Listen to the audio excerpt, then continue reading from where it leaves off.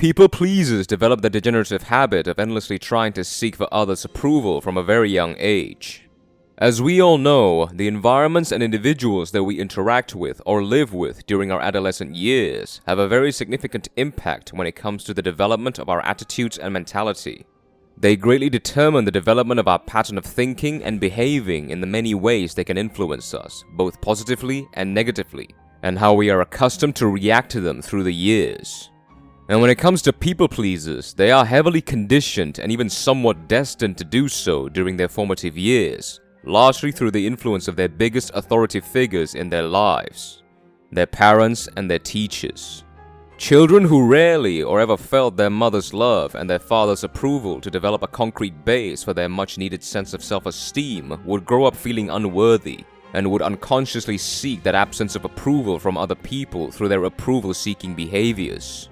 Children who grew up in a very academically and disciplinarily strict households where they essentially live in a mild concentration camp and are taught to live by fulfilling their parents' and teachers' needs instead of their own, through severe punishments should they fail or come up short.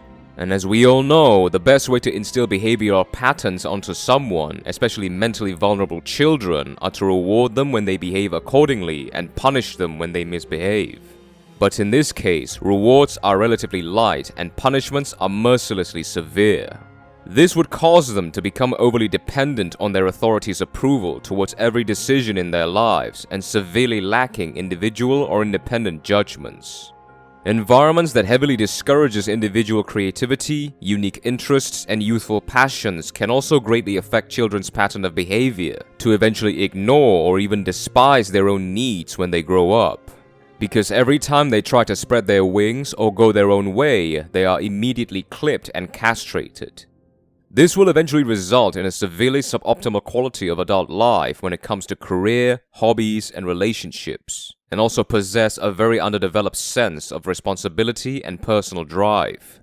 Now, we all know that the only cure for this crippling behavior is to eventually start prioritizing one's own needs.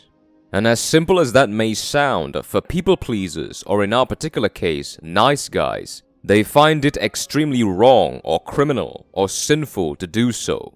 Because their mentality has been taught for years and even decades that it is vile to be selfish and to please themselves. They constantly felt that they are undeserving of nice things, and even when they have the best access and opportunity to fulfill their own needs, they deliberately sabotage themselves by default through heavily contemplating their own worthiness to fulfill their own needs, and always try to make other people decide what is best for them. Now, for us that always prioritize our own needs first, or who have developed an attitude to prioritize our own needs, this might sound ridiculous and stupid, but this is what we must deeply understand when it comes to people who lack a sense of individual authority and personal power. And the worst thing is, no one is telling them about this, and they are not sharing it either. So most people would follow their natural instincts and start exploiting them for their own pleasures and gains. That is why the nice guys will be willing to become a chewed-up doormat just to hear the words "good job" or "nice work." This is how they eventually felt betrayed and resentful in both friendships and relationships. This is why they can never stand up for themselves when they are bullied. This is why they can never get what they want in their careers.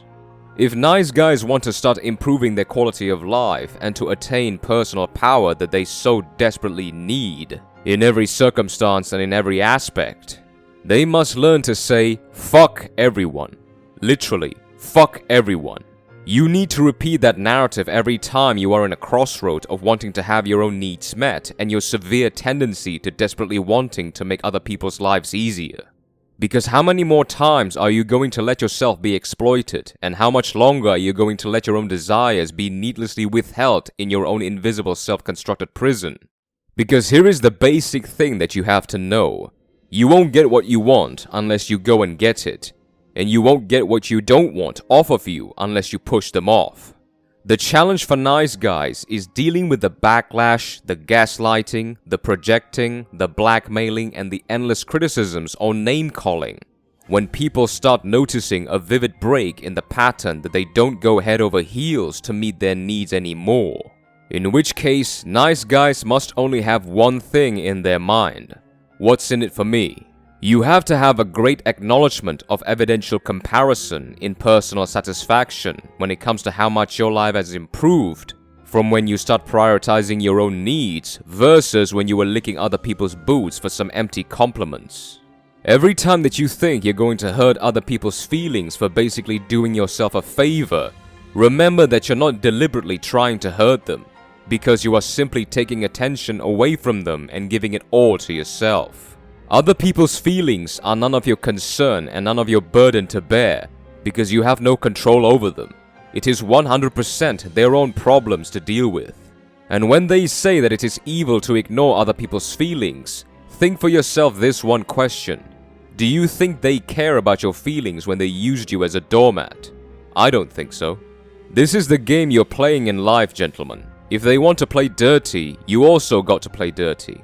It's your own life that you're betting with after all, so make sure you have the best hand that you can and use it to live the life that you really want on a deeply personal level that is independent of people's opinions and validations.